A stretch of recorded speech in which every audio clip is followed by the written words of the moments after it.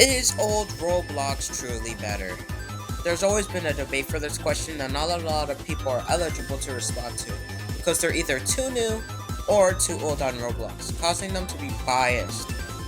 However, this question has been quote-unquote answered by a lot of people recently, and one thing I've noticed is that they'll usually end the discussion by saying, "You decide," or "It's your choice," but they usually talk to an audience for them to decide, but then jump to that conclusion, which is irrational, makes no sense.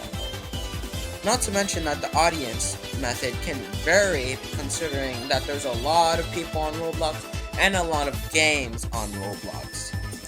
In this video, we will be using facts to decide our judgment on the matter.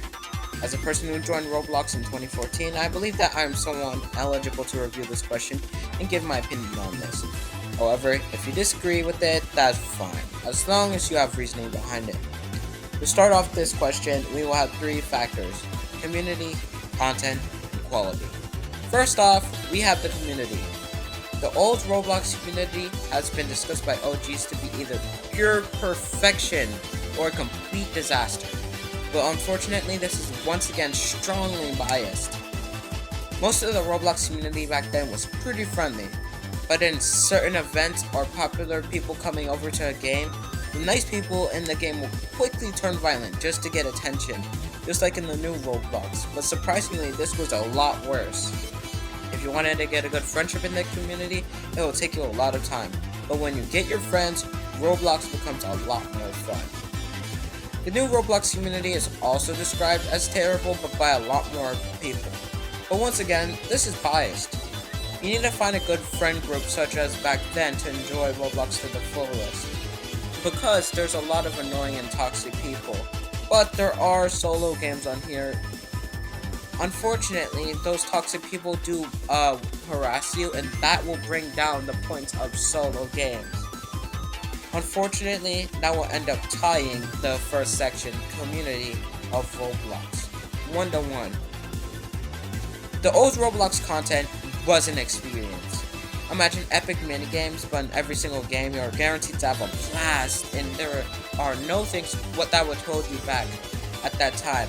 Unfortunately, this comes at a cost, because since there is no save data to hold you back, Roblox would get boring after 2 to 4 hours and you would end up stopping for the day or quit sporadically.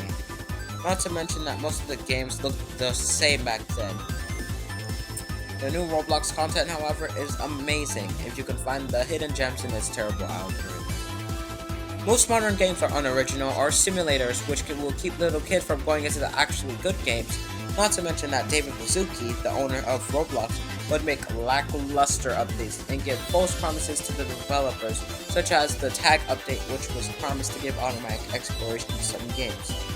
Unfortunately, I'm going to have to cancel new Roblox out just because of how much it is a struggle to find good games. If you disagree with this part, I usually don't judge, but you're probably under 10 at this point. 2-1 is the score. Old Roblox is ahead.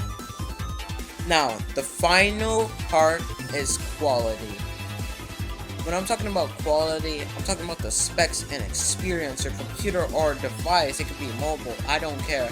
At the time, what would that provide? How good would it work with the games? This gives no regards to how good the games were itself, but the base of Roblox back then to now.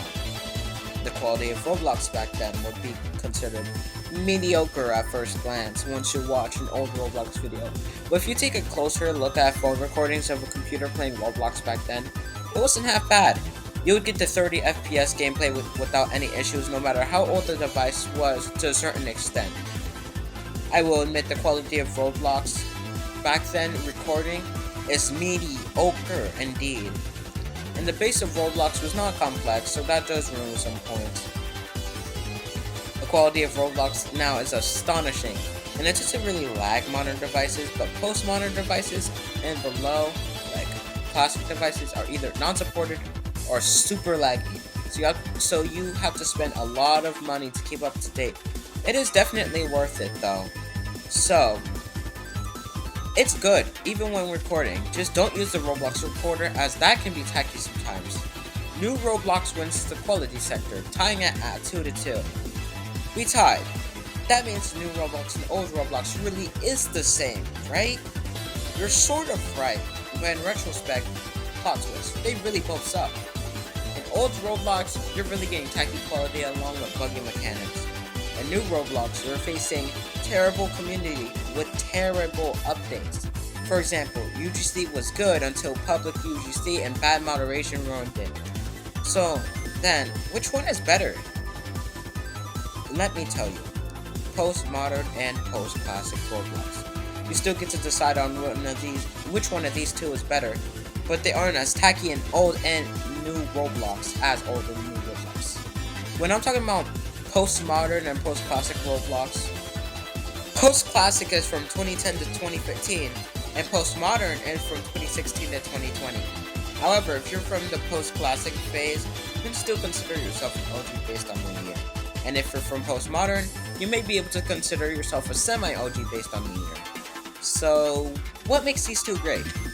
Post-modern Roblox, if we're excluding the simulator phase I talked about in my last video, Roblox had a lot to offer from the post-modern phase. It had a lot of things from old Roblox as well with some upgrades. It had some compromises though from this era, like the fact that there's no ticks or guests. However, the quality is still astonishing and the games weren't as good.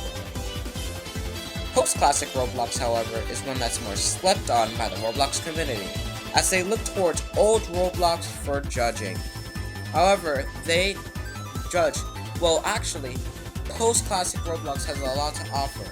You have tons of creative avatars, tons of creative games, tons of contests, semi-wacky physics, just at the compromise of some greedy add-ons like DevX and microtransactions, which are good at first glance. I believe that post-classic Roblox is the best in general, but I consider any opinion valid as long as you have reasoning behind it.